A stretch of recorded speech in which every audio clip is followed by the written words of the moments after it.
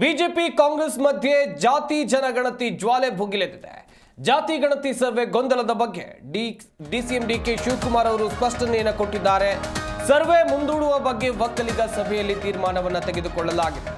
ಒಕ್ಕಲಿಗ ಸಮಾಜದ ಸಭೆಯಲ್ಲಿ ಈ ಬಗ್ಗೆ ನಿರ್ಧಾರವನ್ನು ತೆಗೆದುಕೊಳ್ಳಲಾಗಿದೆ. ನಾನು ಸರ್ಕಾರದ ಭಾಗವಾಗಿರುವಂತ ಕಾರಣ ಇದರ ಬಗ್ಗೆ ಮಾತನಾಡೋದಿಲ್ಲ. ಮುಂದೆ ಏನಾಗುತ್ತೆ ನೋಡೋಣ ಅಂತೇಳಿ ಡಿಸಿಎಂ ಡಿಕೆ ಶಿವಕುಮಾರ್ ಅವರು ಹೇಳಿಕೆಯನ್ನು ಕೊಟ್ಟಿದ್ದಾರೆ.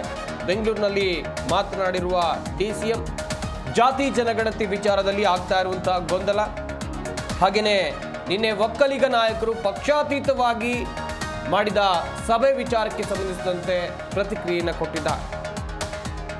ಜಾತಿ ಜನಗಣತಿ ಗೊಂದಲ ವಿಚಾರಕ್ಕೆ ಸಂಬಂಧಿಸಿದಂತೆ ನಿನ್ನೆ ಒಕ್ಕಲಿಗ ಸಮುದಾಯದ ನಾಯಕರೆಲ್ಲರೂ ಕೂಡ ಸಭೆಯನ್ನ ಸೇರಿ ಸ್ವಾಮೀಜಿಗಳ ನೇತೃತ್ವದಲ್ಲಿ ನಡೆದಂತ ಮೀಟಿಂಗ್.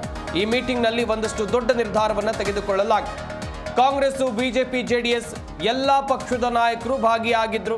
ಡಿಸಿಎಂ ಡಿಕೆ ಶಿವಕುಮಾರ್ ಅವರಾಗಿರಬಹುದು, ಕೇಂದ್ರ ಸಚಿವರಾಗಿರುವಂತಹ ಎಚ್ ಡಿ ಕುಮಾರಸ್ವಾಮಿ ಅವರಾಗಿರಬಹುದು, ವಿರೋಧ ಪಕ್ಷದ ನಾಯಕರಾಗಿರುವಂತಹ ಆರ್ ಅಶೋಕ್ ಅವರಾಗಿರಬಹುದು, ಮಾಜಿ ಮುಖ್ಯಮಂತ್ರಿಗಳಾಗಿರುವಂತಹ ಸದಾನಂದ ಗೌಡರು ಕೂಡ ಈ ಮೀಟಿಂಗ್ನಲ್ಲಿ ಭಾಗಿಯಾದರು. ಕೆಲವೊಂದಿಷ್ಟು ಪ್ರಮುಖ ನಿರ್ಧಾರ ವಿಚಾರಗಳ ಕುರಿತು ಇಲ್ಲಿ ಚರ್ಚೆ ಆಗಿದೆ. ಧರ್ಮ ಯಾವುದು ಅಂತ ಕೇಳಿದ್ರೆ ಹಿಂದೂ ಅಂತ ನಮೂದು ಮಾಡಿ, ಜಾತಿ ಯಾವುದು ಅಂತ ಕೇಳಿದ್ರೆ ಒಕ್ಕಲಿಗ ಅಂತ ನಮೂದು ಮಾಡಿ ಅಂತೇಳಿ ಸಭೆಯಲ್ಲಿ ಒಮ್ಮತದ ನಿರ್ಧಾರಕ್ಕೆ ಬರಲಾಗಿದೆ. ಡಿಸಿಎಂ ಡಿಕೆ ಶಿವಕುಮಾರ್ ಅವರನ್ನ ಪ್ರಶ್ನೆ ಮಾಡಲಾಯಿತು ಇದೇ ವಿಚಾರಕ್ಕೆ ಸಂಬಂಧಿಸಿದಂತೆ. ಸರ್ವೆ ಮುಂದೂಡುವ ಬಗ್ಗೆ ಒಕ್ಕಲಿಗ ಸಭೆಯಲ್ಲಿ ತೀರ್ಮಾನವನ್ನು ತೆಗೆದುಕೊಳ್ಳಲಾಗಿದೆ ಅಂತೇಳಿ ಡಿಸಿಎಂ ಡಿಕೆ ಶಿವಕುಮಾರ್ ಅವರು ಹೇಳಿದ್ದಾರೆ. ಜಾತಿ ಗಣತಿ ಸರ್ವೆ ಗೊಂದಲದ ಬಗ್ಗೆ ಸ್ಪಷ್ಟೀಕರಣ ಕೊಡುವಂತ ಕೆಲಸವನ್ನ ಡಿಸಿಎಂ ಮಾಡಿದ್ದಾರೆ. ಇಲ್ಲಿ ಒಕ್ಕಲಿಗ ಸಮಾಜದ ಸಭೆಯಲ್ಲಿ ಈ ಬಗ್ಗೆ ನಿರ್ಧಾರವನ್ನು ತೆಗೆದುಕೊಳ್ಳಲಾಗಿದೆ. ನಾನು ಸರ್ಕಾರದ ಭಾಗವಾಗಿರುವಂತ ಕಾರಣಕ್ಕಾಗಿ ಈ ಬಗ್ಗೆ ಮಾತನಾಡಲ್ಲ.